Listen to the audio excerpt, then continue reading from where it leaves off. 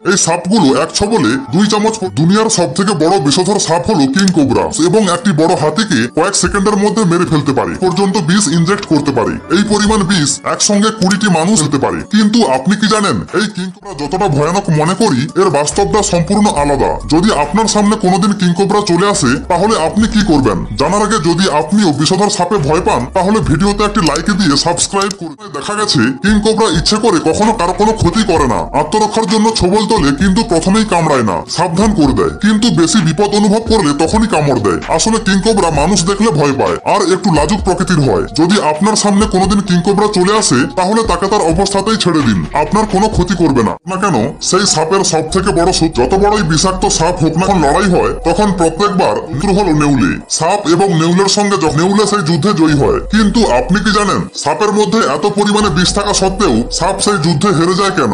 জানার আগে এই ছোট্ট বেড়ালটিকে যদি আপনি কিউট মনে করেন তাহলে ভিডিওতে একটি লাইক দিয়ে সাবস্ক্রাইব করে দিন। আসলে সাপ শুধুমাত্র তার জীবন বাঁচানোর জন্য এবং নেউলে সাপকে খাওয়ার জন্য লড়াই করে, তাই নেউলে মানসিকভাবে আগে থেকেই জিতে যায়। এবং দ্বিতীয়ত নেউলে খুবই চালাক হয়, সেই সঙ্গে তার ঘন লোমে ঢাকা শক্ত চামড়া সাপের বিষ তার শরীরে প্রবেশ করতে দেয় না। তাছাড়া নেউলের শরীরে এমন কিছু কারণে সাপের বিষ নেউলের কোনো ক্ষতি করে না।